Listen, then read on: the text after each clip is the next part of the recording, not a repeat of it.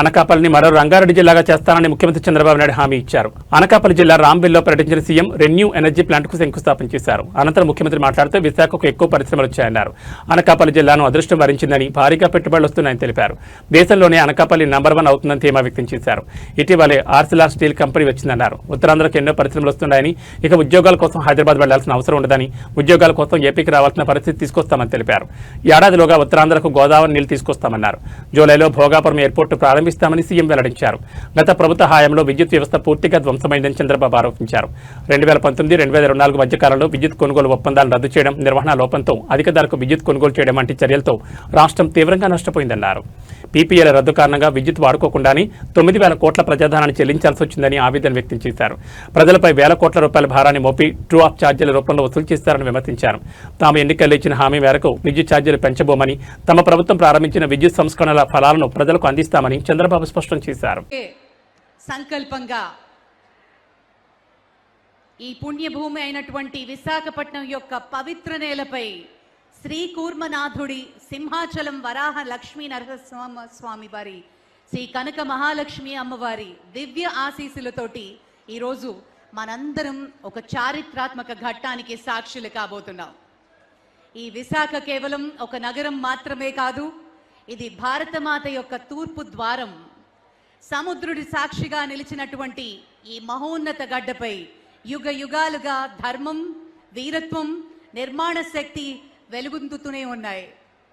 శ్రీకూర్మంలో కూర్మావతార మహిమ, సింహాచలంలో నృసింహ వరాహ క్షేత్రం, శ్రీ దివ్య క్షేత్రాల విశాఖకు ఆధ్యాత్మిక వైభవాన్ని అందిస్తూ ఇప్పుడు మన రాష్ట్ర గౌరవ ముఖ్యమంత్రి శ్రీ నారా చంద్రబాబు నాయుడు గారి దార్శనిక నాయకత్వంలో మరొక మహాశక్తి సౌరశక్తి ఆంధ్రప్రదేశ్ భవిష్యత్తును ప్రకాశవంతం చేయబోతోంది. ఆంధ్రప్రదేశ్ అంటే సవాళ్లను ఎదుర్కొని మరింత బలంగా లేచే powering 2% of India's entire electricity consumption. Entire electricity. I am very happy. Yeah, and 0.5% of carbon emissions we are reducing. Comparison. Yes, sir. And this is, of course, we also do a lot of CSR work, sir. So that is what we'll be doing here as well. Moreover, CSR, I want to talk to you. Yes, sir. P4 model. Yes, sir. Not one community work. Yes, sir. I am having public-private people's partnership. Okay. Adopting families. Okay. On the base of capacity. Yeah. Now, Okay. Adani is doing now 25,000 families. Okay. For short term, medium term, long term. Okay. Both areas, Yeah, yeah, Anantapur and yeah, this yeah, area, yeah. if you can adopt, Yeah. I will be very happy. Okay. We'll be happy to do that, sir. We are also skilling about 10,000 women to become solar technicians in sector. Renew energy శంకుస్థాపనకి ఇక్కడికి విచ్చేసిన పెద్దలు, పూజ్యులు, నవ్యాంధ్ర నిర్మాత శ్రీ నారా చంద్రబాబు నాయుడు గారికి, అలాగే ఈ company ప్రతినిధులు, అలాగే ఇక్కడికి విచ్చేసిన ఇన్ఛార్జ్ మంత్రి గారు కొల్లి రవీంద్ర గారికి, అలాగే స్పీకర్ గారు అయ్యన్న పాత్రుడి గారికి, ఆంధ్రప్రదేశ్ ప్రజల అభిమాని విజనరీ లీడర్, ఈరోజు ఆంధ్రప్రదేశ్ ఇండస్ట్రీగా ఇంతగా డెవలప్ అవుతుందంటే మన ముఖ్యమంత్రి చంద్రబాబు నాయుడు గారు. మన భవిష్యత్తు ఆయన ఇక్కడ ఈ సందర్భంగా విచ్చేసిన ప్రత్యేక ధన్యవాదాలు తెలియజేసుకుంటూ అభినందనలు తెలియజేస్తున్నాను.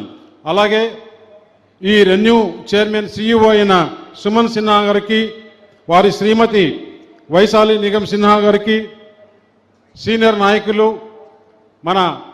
నాయకులైన మన శాసనసభ స్పీకర్ గారికి, మన లోకల్ ఎమ్మెల్యే అయిన సుందర విజయ్ కుమార్ గారికి, కొల్లు రవీంద్ర గారికి, మన Anakapalli శాసనసభ్యులైన Honorable Speaker of the AP Assembly, Sri Kollu Ravindra Garu, Honorable District in Charge Minister, Minister for Mines, Sri CM Ramesh Garu, Honorable MP, Sri Vijay Kumar Garu, Honorable MLA, Dr. Yuvaraj, Secretary Industries and Commerce, Srimati Vijaya Krishnan, IAS, and Collector and District Magistrate, and all the other esteemed MPs, MLAs, senior officers, state government, Sumant Vaishali, and other dignitaries who have graced this occasion.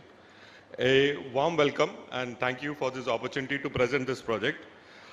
ReNew is one of the leaders in solar manufacturing. We have 3 operating plants and another plant under construction with a cumulative capacity of 6. Shri CM Ramesh Garu, Honorable Member of Parliament, Anakapalli, Shri Kolu Ravindra Garu, Honorable District in Charge Minister, Shri Ayana Patrudu Garu, Honorable Speaker, Andhra Pradesh Legislative Assembly, Shri Vijay Kumar Garu, Honorable Member of the Legislative Assembly, dignitaries on the dais, my friends in the audience. It is indeed a great pleasure to be here today at this very august ceremony for groundbreaking of our ingot wafer manufacturing plant. Today we come together to mark a milestone. Sumant Sinha Garu, co-founder ReNew, Srimati Vaishali Nigam Sinha Garu, స్థానిక శాసనసభ్యులు గౌరవనీయులు విజయ్ కుమార్ గారు, గౌరవ parliament సభ్యులు గౌరవనీయులు CM Ramesh గారు, పెద్దలు గౌరవనీయులు రాష్ట్ర అసెంబ్లీ స్పీకర్ చింతకాయల అయ్యన్న పాత్రుడు గారు, సహచర మంత్రివర్గ సభ్యులు కొల్లు రవీంద్ర గారు,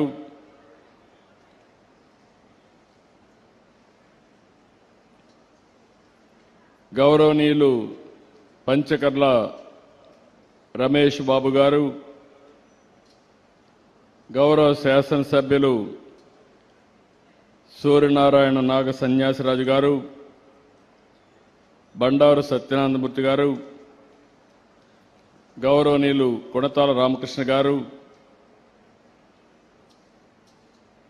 గౌరవ శాసన మండలి సభ్యులు వేపాడు చిరంజీవి గారు, సెక్రటరీ యువరాజు గారు, జిల్లా కలెక్టర్ విజయకృష్ణన్ గారు, వేదికపై నుండే పెద్దలు, ఈరోజు ఒక మంచి కార్యక్రమానికి వచ్చిన అందరికీ మనస్ఫూర్తిగా నమస్కారాలు, అభినందనలు, శుభాభినందనలు. అనకాపల్లి జిల్లాను మళ్లీ అదృష్టం వరించింది. భారీ పెట్టుబడులతో అనకా జిల్లా అదరగొడతా ఉంది. భవిష్యత్తులో అనకాపల్లి జిల్లా భారతదేశంలోనే నెంబర్ 1 జిల్లాగా తయారవుతుంది. అనకాపల్లి జిల్లాలో ఉండే మీ అందరికీ హామీ ఇస్తున్నా, ఒకప్పుడు హైదరాబాద్ పక్కన రంగారెడ్డి జిల్లా ఉండేది చుట్టూరు. ఆ రోజు రంగారెడ్డి జిల్లా సమైక్య ఆంధ్రప్రదేశ్లోనే అత్యంత వెనుకబడిన జిల్లా. ఈరోజు హైదరాబాద్ రంగారెడ్డి జిల్లా దేశంలోనే అత్యంత ధనిక జిల్లా. ఎన్నేళ్లంటే 25 ఏళ్లు. ఇప్పుడు విశాఖపట్నం ఉంది. విశాఖపట్నం మొత్తం కూడా పూర్తిగా ఇండస్ట్రీస్ వచ్చాయి. ఏదైనా పెట్టుబడులు వస్తే అవన్నీ అనకాపల్లి జిల్లాకే వస్తాయి. ఇది మరో రంగారెడ్డి జిల్లాగా తయారు చేసే బాధ్యత నాదని మీ అందరికీ హామీ ఇస్తున్నాం.